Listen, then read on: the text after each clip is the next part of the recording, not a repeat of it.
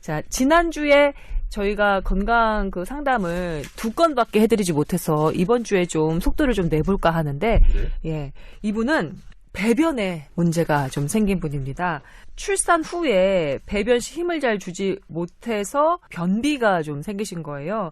너무 변이 단단해지다 보니까 배변 시 통증과 피, 이게 또 나오는 겁니다. 좌욕을 하면서 조금씩 관리를 하고 있는데 그것도 그때뿐이고 심할 때는 그 배변 시 선혈이 낭자할 정도로 피가 나온다고 하거든요. 그리고 언젠가부터 항문에 돌출된 살덩어리가 만져집니다. 예, 이렇게 적어 주셨습니다. 이거 자가 치료를 계속 해도 되는 건지 아니면 더 심해지기 전에 얼른 병원에 가서 뭐 수술을 받든 치료를 받든 조치를 해야 하는 건지, 제가 수술을 받으려면 집을 몇 차례 비워야 할 텐데 그러기에도 좀 어려운 상황이라 걱정이 됩니다. 부끄러운 만큼 꺼내놓은 사연에 꼭 조언해 주셨으면 좋겠다고 이렇게 적어주셨습니다. 부끄러우실 거 없죠. 부끄러울 거 없죠. 많은 사람들이 항문 질환으로 수술을 받고 있습니다. 우리나라에 가장 많은 수술하는 거가 아마 치질일 겁니다.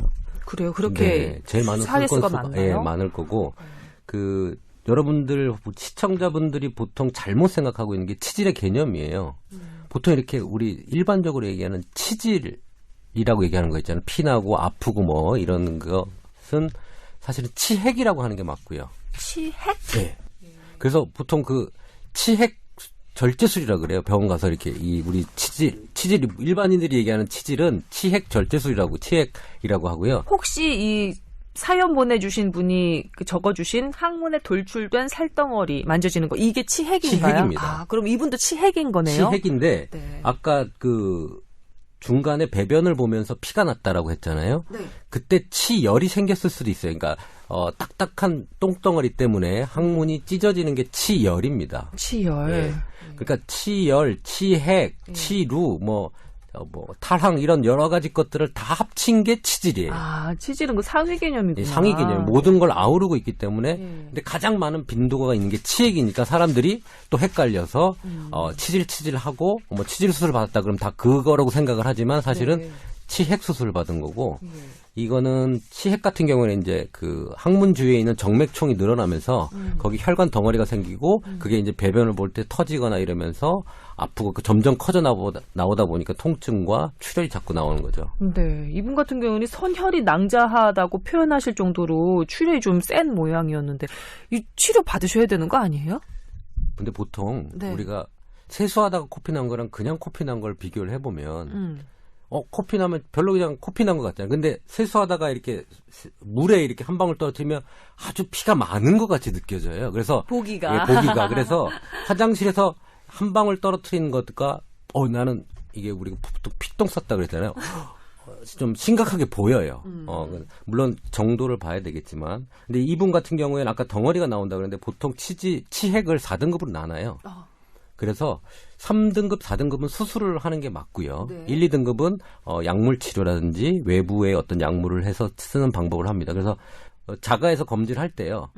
이렇게 튀어나온 부분을 한번 집어넣어 보십시오. 근데 손가락 넣으면 아프고 피가 나니까 보통 비누 같은 걸로 이 튀어나온 부분을 넣어서 들어가면 3등급.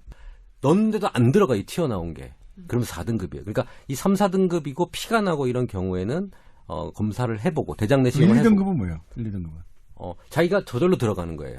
그냥 출혈만 있거나 이런 건 1등급 이렇게 되는 거죠. 그래서 자기가 그러니까 그 덩어리 자체가 손으로 밀어넣지 않아도 들어가면 1, 2등급이니까 그때는 수술 받을 필요가 없이 바르는 연고나 좌욕하면 되고, 먹는 약도 있어요. 그다음에 일부러 손으로 집어넣거나 넣어야만 들어가고 손으로 넣어도 안 들어가는 경우에는 수술적 치료가 필요하다. 이건 얘기죠. 그래서 이분은 지금 넣어보고 비누로 보통 비누 같은 걸 넣어보고 들어가면 근데 이게 나와 있기 때문에 저절로 들어가면 안 해도 되지만 약물이나 자욕 같은 걸 해도 되지만 이분 같은 경우는 돌출된 상덩어리가 늘 만져집니다라고 했으니까 계속 이게 나와 있는 상황이니까 4등급 정도라고 보시면 하는 게 맞을 것 같아요. 그리고 보통 당일 입원 치료이기 때문에 아침에 갔다 퇴원해서 집에 와서 치료 이렇게 관리할 수 있으니까 네. 며칠 안 걸릴 수 있습니다. 근데 물론 여기 치열이 있고 또 다른 치료라든지 다른 게 있을 수 있으니까 검사를 한번 받아봐야 되거든요. 네. 그래서 한번 받아보시고 치료를 하십시오. 이거는 상당히 매일 불편을 느끼는 거기 때문에 한번 갔다 오면 정말 잘했다라는 생각이 들 겁니다. 그러니까 꼭 가셔서 치료하면은 경과는 좋은 편인가요? 그럼요. 이 기술이 너무 발달돼서요. 네. 뭐 이렇게 기계 하나로 탁 하면 수술이 끝납니다. 그 정도로 간단해요. 저도 치질 수술 들어가면 심한 경우 빼고 직접 손으로 수술해야 되는 경우 빼고는 거의 5분, 10분 내 수술이 다 끝납니다. 그렇군요. 빨리 하시는 게 좋을 것 같아요. 이렇게 이 항문 관련한 질환 환자가 많다는 걸 제가 어떻게 느끼냐면 가끔 길 다니면서 그 병원 간판에 보면 창문 치과 뭐 이런 식으로 창문 치과는 아니겠죠. 창문 의원 뭐 네. 이런 식으로 어떻게 보면 항자고 어떻게 보면 창자인 뭐 이런 식으로 예 그리고 뭐 대장 창문 뭐 전문 뭐 이렇게 적혀 있더라고요. 근데 항문이라고 아예 적시를 하면 안 되는 안 되죠. 모양이죠. 의료법 위반이거든요. 아. 예, 어떤 자기의 전문 분야를 예. 그렇게 그러니까 국가가 인정한 뭐 내과, 뭐 외과 뭐 이렇게 하는 거 외에 어떤 특정 저기를 하는 거는 이제 의료법 위반이에요. 의료법 위반이라서 지금 안 됩니다. 그래서 그 창문 외과가 그렇게 많아요. 근데 이분 사연을 가만히 읽어보면 이제 뭐냐면 네. 통증과 출혈하는 컨디션 따라 있기도 하고 좌욕을 일주일쯤 후 사라지니까 이게 만약 덩어리가 일주일쯤 후 사라진다. 본인이 좌욕을 하거나 마사지를 사라지면 이런 경우는 어떻게 되는 거예요?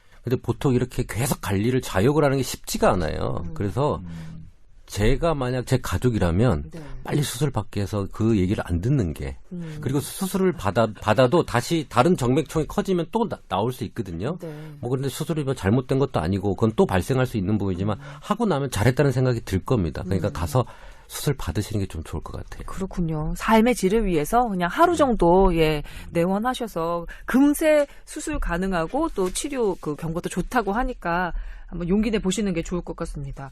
그런데 치열이나 치액 같은 것은 지금 뭐 임 선생님이 말씀해 주신 거로 이렇게 다 이게 이해가 가는데 치료는 좀 다르지 않나요? 발생 기전이 틀려요. 이게 대장의 점막이 우리가 미세한 홈들이 있을 거예요. 거기에 이제 대변 찌꺼기가 커지면서 거기에 염증이 생기면서 점점 점막이 늘어나면서 이게 피부 쪽으로 누공이 생기는 거예요. 그래서 구멍이 생겨서 거죠? 그래서 엉덩이 쪽에 이제 엉덩이 우리 많이 앉아서 엉덩이에 이렇게 농양이 생기잖아요. 엉덩이에 그래서 염증이 생겼네라고 하지만 사실은 그게 대장을 통해서 온 누공에서 생기는 거예요. 그러니까 계속 반복적으로 생겨요. 그 자리에. 그러니까 내가 옛날에 엉덩이에 종기가 났는데 계속 같은 자리에 난다. 통증이 있으면서 같은 자리에 계속 난다 그러면 치료 가능성이 높아요. 그럼 가서 검사해보고 그 타입에 따라서 되게 좀 어려운 수술도 될 수 있어요. 이게 우리가 그 항문의 근육이 되게 중요하거든요. 그걸 잘못 건드리면 변실금이 돼요. 그래서 그 관의 누공의 위치에 따라서 어려운 타입도 있고 아주 간단한 타입도 있어요. 그럼 간단하게 수술이 끝나거든요. 그러니까 내가 종기가 한 자리 난다 그러면 병원에서 확인해보고 타입을 확인해보고 시술이나 수술로 해서 빨리 제거를 하시는 게 좋아요. 엉덩이에 종기 나면 힘들잖아요. 그러니까요. 치열도 그렇고 치액도 그렇고 치료도 그렇고 이게 우리가 다 좌식 생활을 하고 있잖아요. 의자에 앉아서 뭐 업무도 보고 이래야 되는데 이게 바른 자세로 앉아있기 참 어려운 질환들이어서 일상생활 참 불편을 끼치는 병인 것 같습니다. 근데 뭐 치료 받고 수술 받으면 경과가 좋다고 하니까 부끄러워하지 마시고. 그 외과 전문의 있으니까 제가 훨씬 편하네요. 편하다. 아, 그렇군요. 예. 아마도 제가 그 의료 기사에서 본 바로는 우리나라 성인 인구 중에 치질 관련해서 항문 질환 관련해서 그러니까 치료를 받았거나 받은 적이 있는 사람이 70% 정도 된다라는 그 기사를 본 적이 있어요. 그 정도로 흔한 질환인 것 같더라고요. 너무 많아요. 그래서 항문 공부를 조금 많이 했죠. 항문을 갈고 닦았다고 보면 한 번 던지셨다. 항문에 대해서 유치하죠?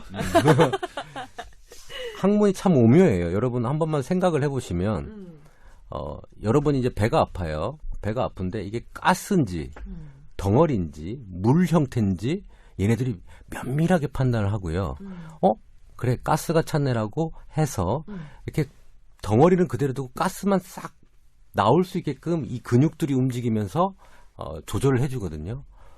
진짜 자연이, 그러니까 신이 너무 정교하게 만들어준 그러니까 거예요. 변할 때랑 방귀 낄 때랑 알아서 항문이 잘 조절을 한다는 얘기예요? 그렇죠. 근데 그게 약간 착오가 생길 때도 있잖아요.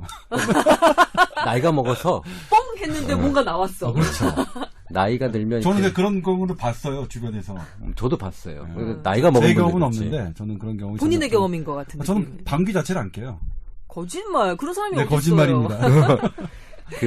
여러분들 잘못 생각하고 있는데, 내가 변을 참고 있는 근육이 우리가 보통 쾌겔 운동할 때 내가 힘줘서 이렇게 딱, 관략근? 관략근이라고 하는 부분이 내가 힘줘서 하는 그 근육이 내가 변을 참고 있게끔 딱 잡아주는 거라고 생각을 하잖아요. 네. 아니에요. 어? 왜, 그 안에 그 인터널 스핑터라고 해서 네. 자율신경계가 조절하는 근육이 잡고 있는 거예요. 우리 겉에 그거는 어. 잡아주지 못해요. 인터널 스핑터가 없으면 우리는 계속 변을 흘리고 다닙니다. 어. 더 크고 뇌에서 조절하는 애가 딱 잡고 있거든요. 근데 네. 걔가 오묘하게 이거는 가스구나. 이건 덩어리네. 이건 물이니까 좀 더 꽉 줘야 되네. 그걸 다 알아서 그 미묘한 압력을 판단해서 내보내주거든요. 이 지금 임치선 선생님의 그 표정을 여러분께서 보셔야 되는데 정말 표정으로 한 반 이상은 설명이 가능하신가? 오묘합니다. 오묘합니다. 신경외과 쪽으로 한번 들어가 볼까요?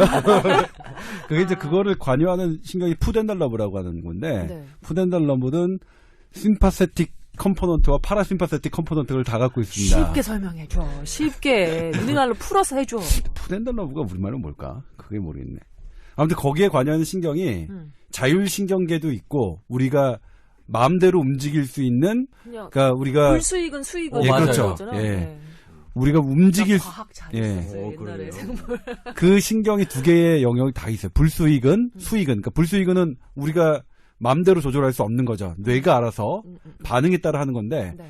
정말로 큰 부분을 그게 감당하고 있다는 거죠. 그러니까 근데 그 신경이 하나로 딱 이어져요. 근데 그게 항문에만 가는 게 아니라 그게 그 남성 여성의 생식기에도 같이 있거든요. 네. 그리고 이거 쉬운 게 뭐냐면 케겔 운동을 하면 네. 앞부분도 움직여지잖아요.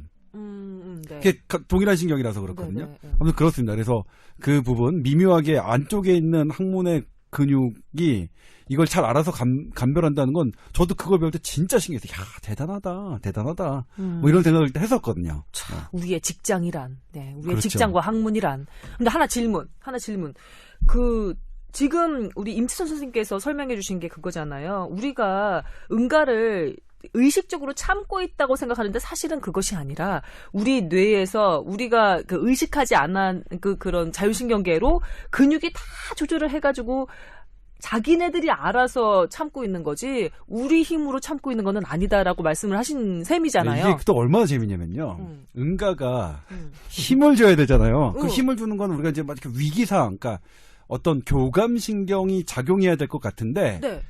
물론 그 다음에는 그래요. 내가 어떤 응가를 해야지 하고서는 힘을 그러니까 주는 힘을 거니까. 복압을 늘리고 그다음에 장운동도 이렇게 딱 이렇게 하는 게 되는 건데, 네. 근데 그게 처음의 시작은 부교감신경이 반드시 작용해야 됩니다. 부교감신경은 뭐냐면 우리 명상할 때, 그러니까 편안함을 할 때 그게 작용하거든요. 약간의 무의식인가요? 의식적이지 않은 그런 그렇죠. 프로세스인가요?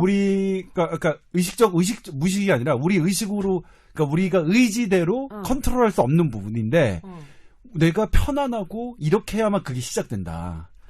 되게 저 그거 했어요. 근데 또 그래서 화장실에 가서요, 조용한 상태에서 시작을 해야 이제 시작이 되고, 그게 돼야 그 다음 것들이. 그 다음부터는 또 이게 그 교감신경이 또 작용을 해요. 그러니까 우리가 하는 게, 그러니까 처음에는 아주 편안함으로 시작해야 그게 열리고, 그 다음에 그걸 진행시키려면 또 교감신경이 또 작용을 하는 거예요. 그래서 뭐 장소를 바꾸거나 아니면은 뭐 회사에서는 응가를 못하는 사람들이 있어요. 그러니까 그 편안한 상황까지 가지를 못하는 거지. 예. 그렇구나. 뭐 에이스 병기 이런 게 나와야 돼요, 사실은. 편안함을 딱 주는 음악하고 이런 것들이 나오면서. 그 A 네. 이런 거 이해하면 안 되나요? 그렇죠. 그 상품명은 아니에요. 상품명 아니에요. 에이스 병기는 없어도 괜찮잖아요. 괜찮아요. 뭐 여기 지금 뭐 팟캐스트인데 뭐 아직은 뭐 예. 방송통신위원회에서 뭐라고 하지 않습니다. 예. 그런데 지금 제가 질문을 하려던 게 살짝 빗나갔는데 잘 알겠어요. 예, 자율신경계가 얼마나 큰 일을 하고 있는지 우리 응가 관련해서. 근데 부끄럽긴 하지만 제 말씀을 드리면 저는 이제 생방송을 하거나 녹음을 하거나 그럴 때 방귀를 뀌지 않으려고 상당히 노력을 합니다. 그래서 정말 있는 힘껏 관략근을 조이고 있거든요. 그래서 잠깐 화장실 다녀올게요 하고 가서 이렇게 제가 의식적으로 그 관략근의 그 긴장을 늦췄을 때, 풀었을 때 그때 시원하게 방귀가 나오거든요. 그러니까 제가 나는 방귀마저도 컨트롤하는 사람이야. 뭐 이렇게 내가 스스로 느끼고 있을 정도로 내 의식으로 그 관략근을 조절을 해서 방귀마저도 그 끼고 안 끼고 참고 안 참고를 조절을 하거든요. 근데 지금 아까 말씀해주신 거랑 약간 위배가 되잖아요. 아니죠. 아까 얘기한 인터널 안쪽에 있는 그 관략근이 아까 얘기했잖아요. 가스가 있으면 자기가 문을 열고 내보낸다고요. 근데 마지막 2차 관문이 우리가 수의적으로 조절하는 근육이에요. 네. 걔가 열었다 하더라도 얘가 마지막에 그 가스 정도는 막아주는 거예요. 근데 웃긴 건 여러분들이 그러면 그 생긴 가스를 참으면 없어지잖아요.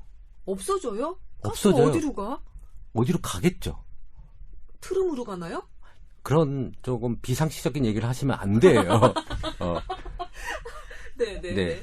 똥트림이라고 얘기를 하는데 그런 뭐 가스가 트림이 된다 이런 거는 말도 안 되는 거고요. 네. 그 대장에 있는 점막 사이로 기화가 돼서 흡수가 일부가 돼요. 공기가 대장으로 흡수가 된다고요? 그렇죠. 거기에 가스가 발생이 대장균 때문에 가스가 발생이 되잖아요. 네. 근데 그게 계속 있다 보면 그게 기화가 돼가지고 장에서 흡수가 좀 일부가 쭉 돼요. 그래서 오래 참고 있으면 가스가 사라져요.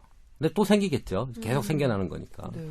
그래서 그런 가스가 들어오면 좋은지 안 좋은지 된 거는 정확히 모르겠지만 안 좋을 것 같아요. 안 좋을 것 같아요. 느낌상 안 좋잖아요. 그렇죠, 안 좋을 것 같아요. 왠지 그런 가스 암모니아 덩어리가 자꾸 내 몸에 들어오니까 안 좋을 것 같다는 생각은 좀 들죠. 밖에 나온 가스 냄새 맡는 것도 싫은데 그게 다시 내 몸속으로 흡수된다고 생각해 보세요. 그러니까 좋은 배변 기분부터 나쁘지. 습관이면 네. 하루에 한 번씩만 보시면 가스 배출될 일은 많이 없을 거예요.